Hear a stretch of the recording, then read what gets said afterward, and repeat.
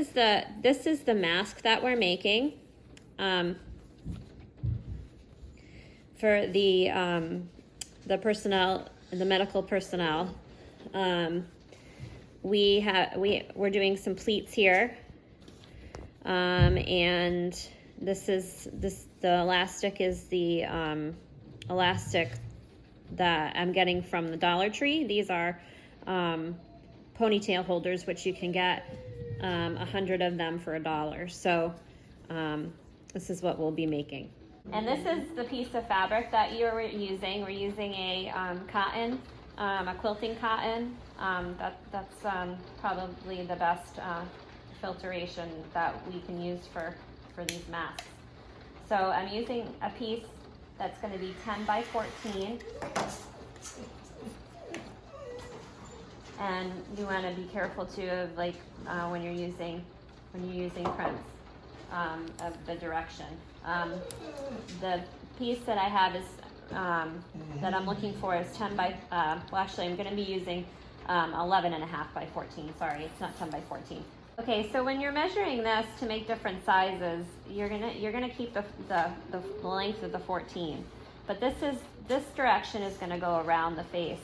So I have it at 11 and a half, which I find works pretty well considering with the inseam that you're taking with your inseams or your seams. But you want to if you're looking for a smaller size or a larger size, this is the measurement that you're going to increase or decrease. But I'm finding that the 11 and a half is probably a good standard size for a woman. Okay, so this is what you're going to do with your fabric. You're going to fold it. And you're going to create like a tube, a long tube. And what we're going to do is we're going to sew right down the edge.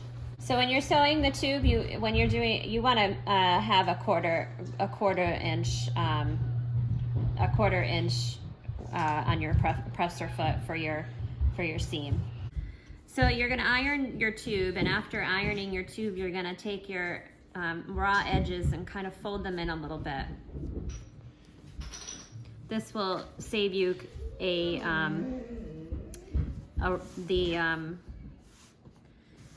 the problem with the raw edge in the end. So you want to just fold them in on each side.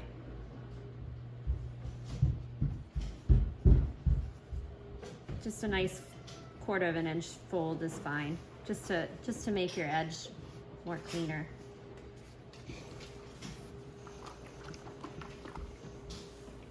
Now you're going to be creating the pleats and the mask, and you want to these can be a little tricky if you're not familiar with how to do a pleat, but you're gonna basically kind of eye it like 1 inch here, and then the inside of your pleat is going to be about a 1/2 inch. So I'm going to take this and I'm going to fold it, and as you can see, this is about a 1/2 inch and this is about a 1 inch. So you're going to fold it upward, and once you kind of get that secure, you can give it a good iron.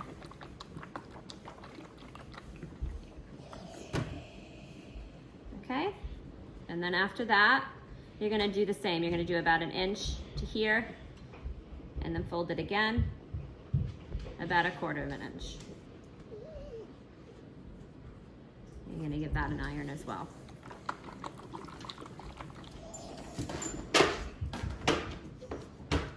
And you're going to try it again.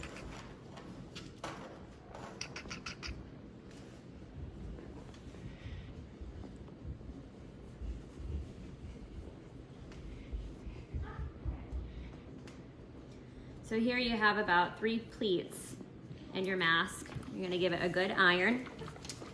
This can take a little bit of practicing. If you have to mark it with a pen, you can do that as well, but I've been making a lot of these, so I am very familiar with how to do this, but you can just eye it too. The pleats are necessary in the mask to have that shape to the face. So that's why you want these pleats. And you're just going to do a nice horizontal pin in your pleat just to make sure that it stays secure. while you're sewing. Okay, so now you're gonna just go right over and sew that pleat down. You wanna make sure that you're back stitching on the beginning and the end of your sewing as well. So you just wanna stitch this nice and slow as well, just to catch those pleats. And this can be a little more difficult on some sewing machines because it's thicker when you go over those pleats. There's more fabric there. So you just want to do a nice secure line just to get the pleats in place so that you can do the other step of this. And you want to go and do the other part as well. Okay, so after you're done with your straight stitch down the pleats, you're going to now you're going to insert the elastic. And I have this elastic that I got at the Dollar Tree. This is these are ponytail holders. And I find that they have a variety of ponytail holders, but these are the best because they stretch a lot. And these are the thinnest ones, and you can get 100 for like $1. So what you're going to do now is you're going to place it inside. You're going to place it inside, and you're going to flip it over. And always make sure you have this metal part in the middle because you don't want it to be struck by your needle. So it takes a little bit to kind of get used to this technique, but you can pretty much secure it in there just like that by folding it over. So now you're going to take this and you're going to sew it. And once you get your presser foot down, you can really get a secure, you can really flatten it because you have that strength of the presser foot. So this can be also a little tricky, and you want to make sure you're back stitching as well. But I usually put it onto a zigzag because I find that it can really get through all of the layers pretty well.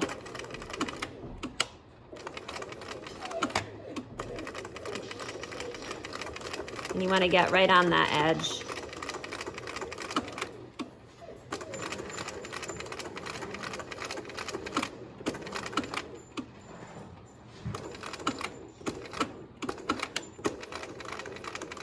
Make sure you're back stitching again. So that's pretty much it. So like I said, when you are and there it goes. And this really is able, the elastics are really able to stretch, and they're really comfortable behind the ears as well. I don't find that these are uncomfortable at all.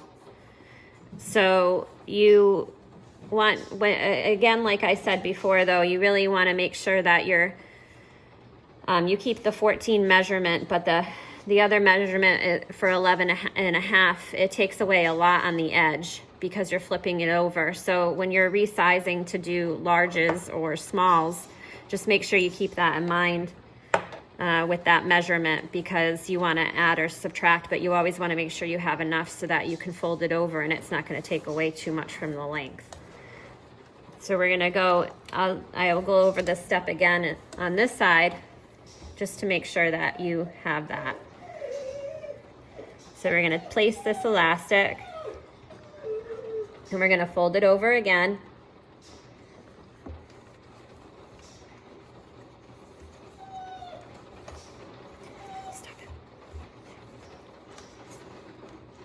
Okay. And we're going to go and we're going to do that again on the other side. Making sure that we don't hit that metal piece. A lot of the stores are having a hard time because people are buying the elastic all up. So we don't know if that supply will go away as well, but the dollar store always seems to have the ponytail holders, and you don't have to worry about that as much because there's not a shortage of ponytail holders, apparently. So you want to make sure that we're cutting off our threads as well, and you have a nice elastic on each side. And here's your mask.